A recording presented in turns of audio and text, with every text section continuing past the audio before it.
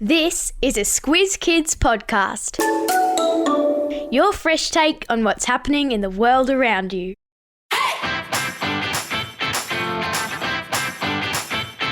Each week we give the world globe a spin and see where we land. Then we take the kids of Australia on an audio excursion to visit that country and its people.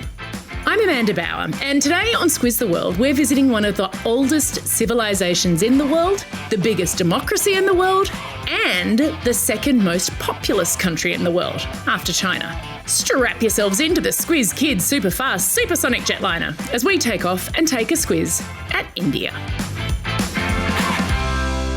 Just the facts. If you imagine a triangle balancing upside down on its point, you've got the basic shape of India.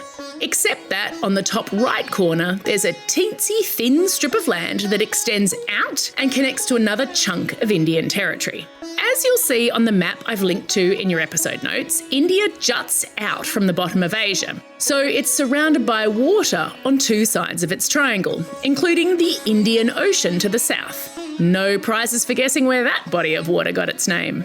India then has land borders with, going clockwise from the north, China, Nepal, Bhutan, Bangladesh, Myanmar, and all the way over on the western side, Pakistan. Before 1947, Britain was in charge of the area that now makes up India and Pakistan. Initially, Britain had planned to give independence to a united India, but Muslims, a majority of whom lived in the West, wanted their own country. Worried that if they didn't split them up, it might cause a war between Muslims and Hindus, which is the most common religion in India, Britain performed what is called partition, or separation, to create two independent countries. Up to 20 million people were displaced, and that partition is often described as one of the largest refugee crises in history. Sadly, there was a lot of violence, and there is still suspicion between India and Pakistan to this day. But, as we always say on Squiz the World, a country is so much more than its conflicts and politics. India has tigers, temples, and the Taj Mahal. There are the Himalayan mountains to the north, tropical beaches to the south, and fertile plains and dry deserts in between. Whenever you travel, it's important to learn a few words in that country's language. It's a great way to show respect. So let's Learn the lingo. The official languages of India are Hindi and English, but it's a huge country and there are another 22 languages recognised by the Constitution. Today we're going to learn a little Hindi and a little Assamese. Do you remember I said that there was a chunk of India off to the right of that main upside-down triangle?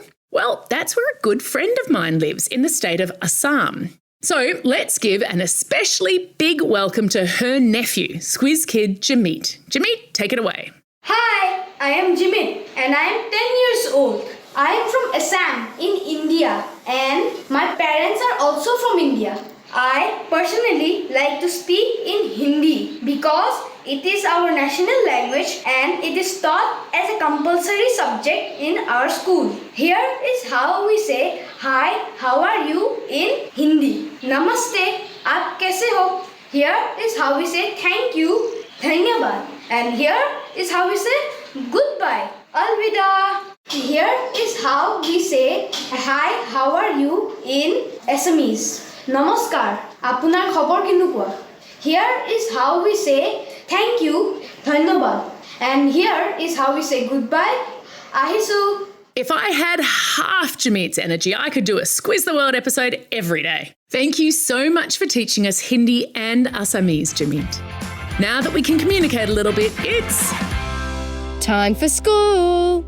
India is a complicated country. It has some of the richest and some of the poorest people in the world. In fact, you might remember that not long ago on Squiz Kids, we talked about how 91 million houses in India don't have clean, safe drinking water that comes out of a tap. So, although school is free and compulsory from the ages of 6 to 14, about 30% of kids don't finish primary school. And that's mostly because their families are so poor, they want their kids to work or to help at home. But I want to focus today on something that I find super cool about school in India: maths. They have different words in English for big numbers. They start off like we do. There are the ones, the tens, the hundreds, the thousands, the 10,000s. But the word for what we call 100,000 is lakh, L-A-K-H. Then there's crore, C-R-O-R-E, which means 10 million. Remember that story we talked about where 91 million people didn't have clean water? So in the Indian newspapers, it said 9.1 crore people. So 9.1 crore is 91 million. 1 crore is 10 million. So the Australian population is about 25 million, right? How many crore would that be? Remember, 1 crore is 10 million. Hands up if you said 2.5 crore. Yeah! Wow, give yourself a big pat on the back if you did. Now, you may not have heard of lakhs and crore, but I am guessing that you have heard about the Taj Mahal. And I have to say, I was pretty surprised by some of the things I learned about it. Believe it or not. It took 20,000 workers and the 1,000 elephants they used to transport their building materials 22 years to build the Taj Mahal, which was finished in 1653. If you were going to build it today, it would cost $1.2 billion. The man paying the bills was Emperor Shah Jahan, and the reason he built the Taj Mahal is that he was so devastated when his favourite wife, Mumtaz Mahal, died, giving birth to their 14th child.